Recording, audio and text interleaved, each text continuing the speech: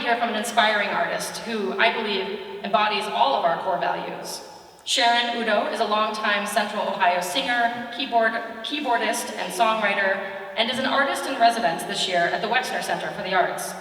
Sharon is also known in Columbus for her music as Counterfeit Madison, and she has recently released 2 albums and created the 2017 performance Counterfeit Madison meets Nina Simone, a celebration of Blackness. The Wexner Center calls her a treasure who's poised for greatness, and I think that you'll agree. Please join me in welcoming Sharon Udoh to the podium.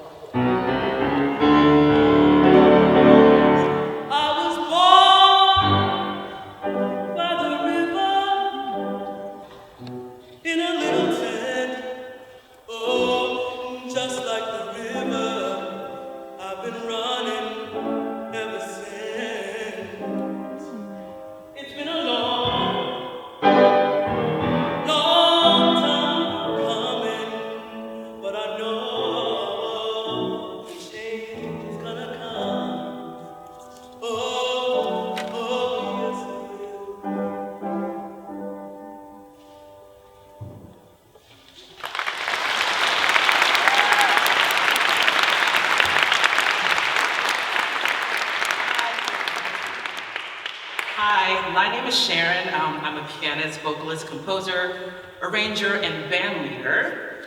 I'm also a first-generation Nigerian American and art school graduate. Nina Simone, Nina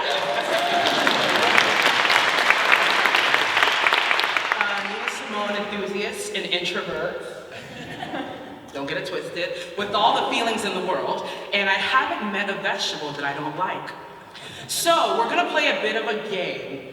I'm gonna mention a superpower, and you're gonna raise your hand if you'd like that superpower.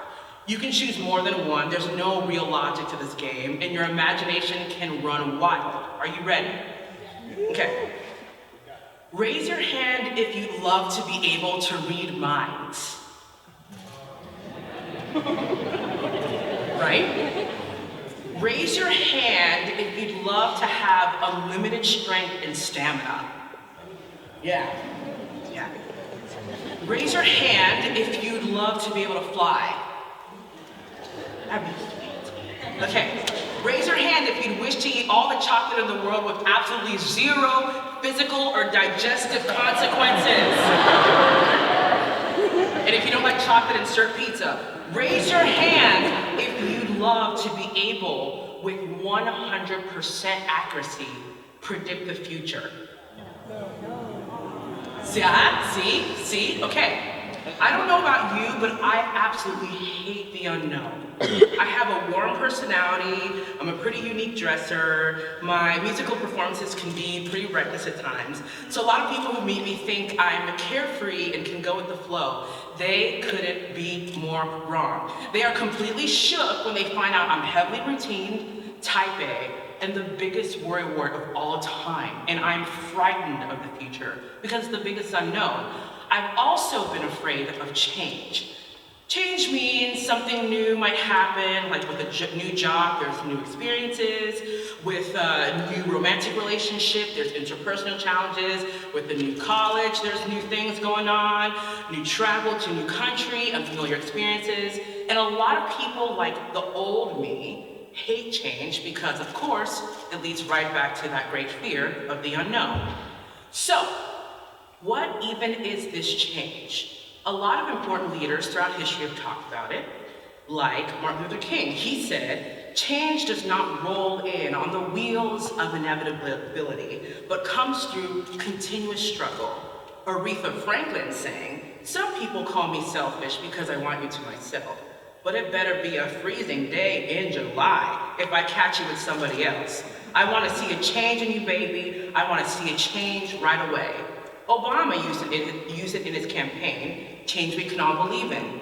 Beyonce asked, how can we live if we don't change? Sam Cooke wrote in that song I sang, called A Change Is Gonna Come, it's been a long time coming, but I know a change is going to come. And of course, Gandhi asks us to be the change that we want to see in the world. The common theme here is a departure from what we know. In the quotes I just shared, all these individuals asking for change wanted something different. Dr. King wanted different living and working conditions for Black Americans. Aretha wanted a different set of patterns in her romantic relationship. Gandhi, who inspired Dr. King, wanted political, economic, and social change in India and South Africa. In the song he wrote that I sang, Sam Cooke recalled a race-related incident in Louisiana and longed for a different way of being treated in America at that time. And Beyonce, as she usually does, simply was stating the facts of life, that we all grow and change with time.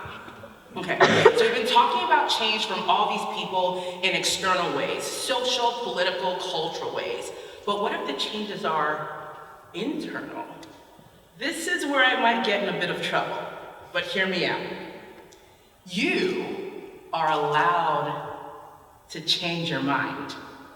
Now, do not take that to mean to change your mind about coming to CCAD. Because I'm an art school graduate and it was one of the best decisions I've ever made, so stay here. But there are many other times in your life where you can change your mind. And of course, there are exceptions to that. For example, if you marry someone, it would be great if you didn't change your mind about that. But if you had a healthy communicative relationship with your partner, and decide you're growing apart, and then you can get counseling and talk through it, and in the end, the choice is still yours to get a divorce if you're not working out. You are still able to change your mind. There's this myth that we are supposed to have it all figured out in college, which is crazy. There are decades of life after college, and I get it.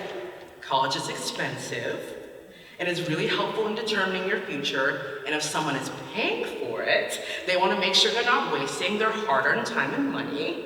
But, all that aside, what if changing your mind had a better reputation? What if changing your mind could be good? I have changed my mind so many times in my life, and it's led to some of the best parts of it. Right around when I was in your shoes, about to start college, the plan was actually for me not to go to college. The plan was for me to go into the ministry. I grew up with a very religious mother and was very involved in a fundamentalist Christian church. It was incredibly restrictive. I was a church pianist at the center of worship culture. I had an intense relationship with God and was being groomed to be the minister in that church right after high school. But there was a major obstacle in that. My very religious mother was married to an atheist man, my dad, who valued education above all. So I was constantly going back between a church-driven life with my mom and the education-driven life with my dad. And my dad, a West African man with several master's degrees, who got mad at me if I got a B or an A-, wanted me to go to college, of course. I thought I was so ready to go to the ministry and was afraid to change my mind about that path in my life. But I also had cold feet about becoming so incredibly secluded from the rest of the world in this church. So I did my own version of a Gideon test. Does anyone know the story of Gideon? It's a weird Bible story. It goes like this. A military leader named Gideon is trying to decide whether he wants to go to fight on behalf of the Israelites, God's people. So he does this crazy test. He puts a piece of cloth outside on the ground at night and asks God to make only the piece of cloth wet, but the ground surrounding it dry, which is a little bonkers by the nature of science. But he wakes up, and indeed, the piece of cloth only is wet. So then he's like, hold on, okay, that's cool. But let's turn up. Now this time, make the ground around the piece of cloth wet and the piece of cloth dry. And he woke up the next morning, and guess what? The impossible happened again. The ground was wet and the piece of cloth was dry. It was basically a way for him to be certain of the path he was supposed to take. Regardless of your current belief in God, mine at the time was very much like Gideon's. So I prayed. I said, Lord, the only way I will go to college is if you give me a full ride. And another scholarship on top of that so I have enough money to buy my supplies and books. Now, I was a good student, but my GPA wasn't mind-blowing. My standardized test scores were very, very average, and I did not have enough community service to show for it. To ask for a full ride at a state school at that time, with extra money on top of that, seemed like asking for the impossible. But here comes the miracle. I got a full ride and 2 scholarships on top of that. That put me in a $3,000 surplus every quarter. So off I went to art school, down the road, off of 71 in Cincinnati, Ohio, at the College of Design, Art, Architecture, and Planning, lovingly called DAAP, or DAP. And right away, it made me question everything I believed in. Everything right off the bat was different. I was on my own more, the classes were longer, a whole new set of people were at my helm. One of these people was my friend Joey. A bit of backstory. The church that I was a part of was very conservative. And as a result, what the teachings were, I was pretty homophobic. I had a gay friend or two, but I never hesitated to let them know how I felt about them.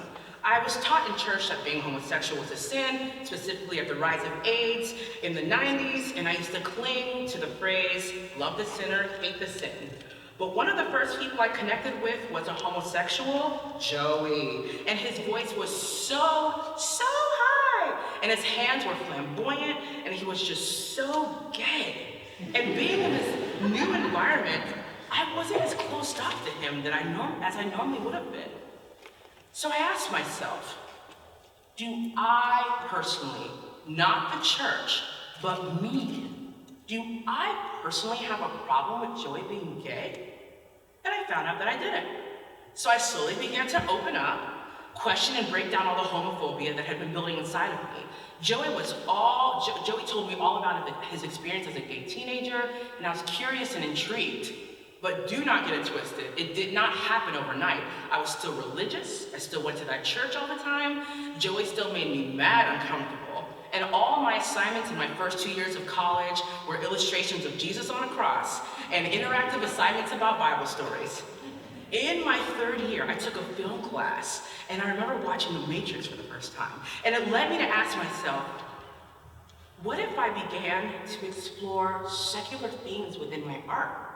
What if I started to listen to and watch something other than Christian music and movies?